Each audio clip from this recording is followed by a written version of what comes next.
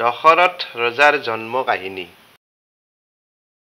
প্ৰভু ৰামৰ পিতৃৰ নাম আছিল দশৰথ। অযোধ্যাৰ ৰজা দশৰথৰ পিতৃ আছিল অজ আৰু মাতৃ ইন্দুমতী। দশৰথ ৰজাৰ জন্ম কিদৰে হৈছিল? দশৰথ ৰজাৰ জন্ম কাহিনী এই লিখনিৰ যোগেদি ক'বলৈ বিচৰা হৈছে। ৰজা অজ আৰু ৰাণী ইন্দুমতীৰ সন্তান নাছিল।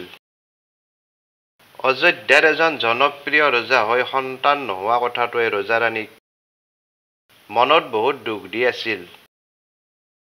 এদিন এজন দুখীয়া ভিক্ষাৰী ব্ৰাহ্মণ ৰজাৰ দৰবাৰত উপস্থিত হৈ ৰজাৰ পৰা ভিক্ষা বিচাৰিছিল। ভিক্ষাৰী ব্ৰাহ্মণজনক ৰজা আৰু ৰাণী আপ্যায়ন কৰি সিহঁতৰ সন্তান নথকা কথাটো কৈ দুখ কৰিছিল। ৰজা-ৰাণীৰ দুখ দেখি ব্ৰাহ্মণজনে কৈছিল, হে মহান ৰজা-ৰাণী, তোমালোকে দুখ নকৰিবা। তোমালোকে এটা সন্তান পাবা, কিন্তু মোক এটা গুৰু-দক্ষিণা দিব লাগিব। ব্ৰাহ্মণৰ কথা শুনি ৰজা-ৰাণীয়ে ৰাজভঁৰালৰ পৰা বহুত ধন-সোণ আদি ব্ৰাহ্মণজনক দক্ষিণা হিচাপে দিব বিচাৰোঁতে ব্ৰাহ্মণজনে ক'লে, শুনা ৰজা-ৰাণী, তোমালোকে যি ধন-সোণ মোক দক্ষিণা হিচাপে আগবঢ়াইছা, এইবোৰ তোমালোকৰ শ্ৰমৰ দক্ষিণা নহয়। এইবোৰ হৈছে ৰাজ্যৰ প্ৰজাবোৰে শ্ৰম কৰি ৰজাক দিয়া সম্পদ। ৰাজভঁৰালত সাঁচি ৰাখিছা। এই সম্পদবোৰ সংগ্ৰহ কৰোঁতে তোমালোকৰ শাৰীৰিক কষ্ট হোৱা নাই। দান বা দক্ষিণা সদায় নিজৰ শৰীৰৰ কষ্ট উপাৰ্জিত হ'লেহে দান দক্ষিণাৰ ফল গাত লাগে। আনৰ কষ্টৰ ধন বা সম্পদ কোনোবাই কাৰোবাক দান কৰিলে সেই দান দক্ষিণাৰ ফল পোৱা নাযায়।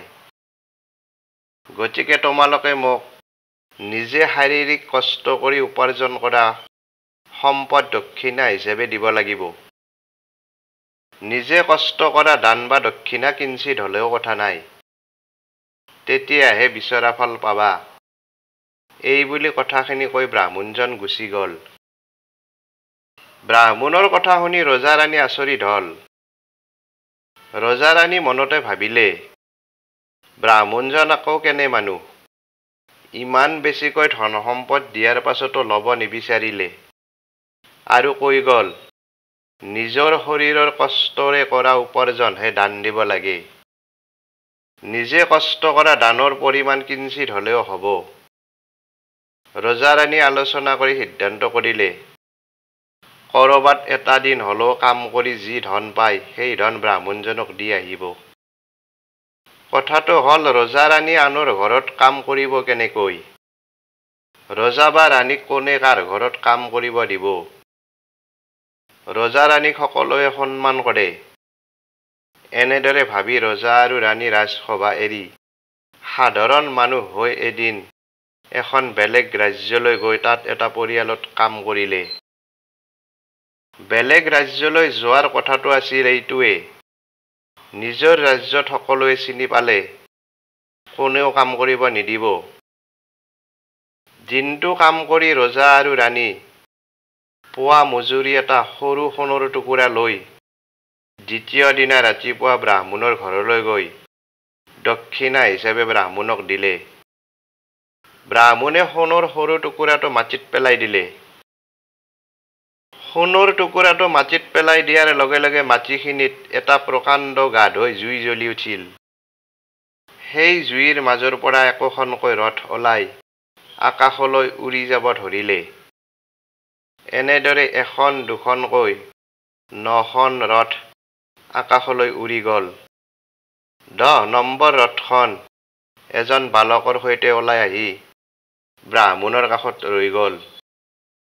ৰথখনত থকা বালকজনে ব্ৰাহ্মণক নমস্কাৰ জনাই ক'লে, বালকজনক চোৱা চিতা কৰি পালন কৰিবলৈ এটা পৰিয়াল লাগে।